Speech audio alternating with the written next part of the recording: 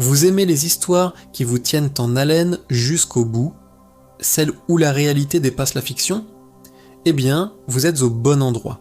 Parfois, les faits réels, portés par une intrigue puissante et des rebondissements totalement inattendus, sont bien plus terrifiants que n'importe quel film d'horreur. Et l'histoire que je vais vous raconter aujourd'hui en est l'exemple parfait. Elle a défrayé la chronique, fasciné des millions de personnes et continue de hanter les esprits.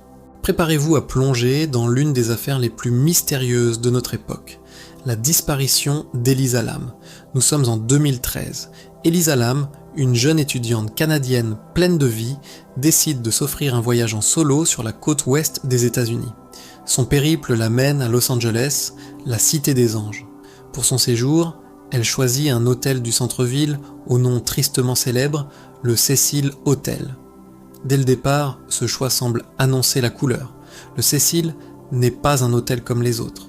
Il traîne derrière lui une réputation sordide, une histoire macabre, tissée de suicides, de disparitions et même de séjours de tueurs en série notoires, comme le tristement célèbre Richard Ramirez, surnommé le traqueur de la nuit.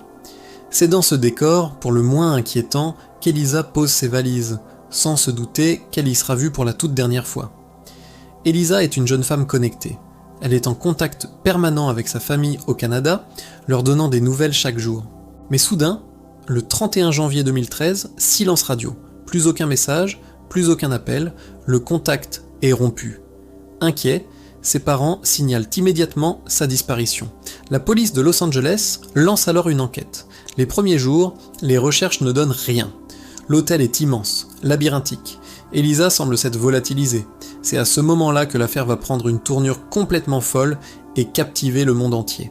Face à l'absence de pistes, la police décide de diffuser un élément clé de l'enquête, une vidéo de surveillance. Mais ce n'est pas n'importe quelle vidéo. Il s'agit des 4 dernières minutes où Elisa Lam a été vue vivante, filmée par la caméra d'un des ascenseurs de l'hôtel Cecil. Cette vidéo, postée sur YouTube, va devenir virale en quelques heures, visionnée des dizaines de millions de fois. Et pour cause de ce qu'elle montre est profondément troublant, presque irréel.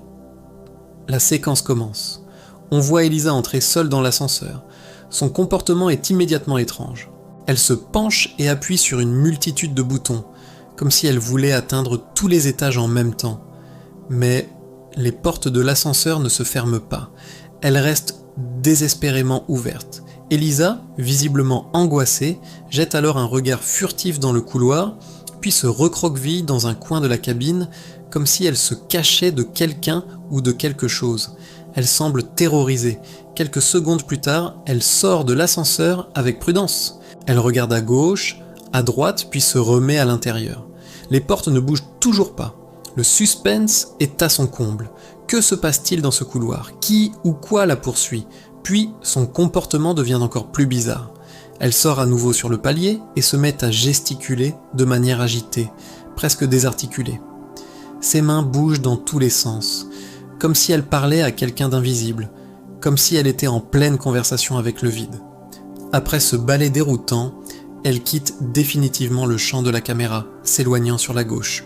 C'est alors, et seulement alors, que les portes de l'ascenseur se ferment enfin, avant de s'ouvrir et se refermer plusieurs fois, comme si l'appareil était lui-même possédé. Cette vidéo est un choc. Elle devient un phénomène mondial. Sur internet, les théories les plus folles fleurissent. Est-ce qu'elle jouait à un jeu ? Était-elle sous l'influence de drogue ? Était-elle poursuivie par quelqu'un que la caméra ne montre pas ? Certains évoquent une piste paranormale, rappelant le passé hanté de l'hôtel Cecil. D'autres penchent pour une explication plus rationnelle. On apprend qu'Elisa souffrait de troubles bipolaires et de dépression. Était-elle en pleine crise psychotique ? Cette hypothèse est sérieusement envisagée, mais elle n'explique en rien sa disparition. Où a-t-elle pu aller après avoir quitté cet ascenseur ?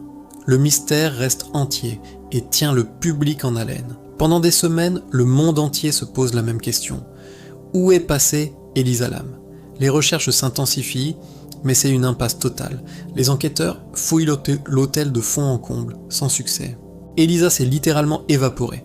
L'affaire est sur le point d'être classée sans suite quand survient un rebondissement digne d'un film d'horreur. Un rebondissement qui va faire basculer l'enquête dans le macabre. Environ 2 semaines après la diffusion de la vidéo, des clients de l'hôtel Cecil commencent à se plaindre. L'eau dans les chambres a une couleur brunâtre, un goût étrange et une pression anormalement faible. Au début, personne ne fait le lien, mais les plaintes s'accumulent, devenant de plus en plus insistantes.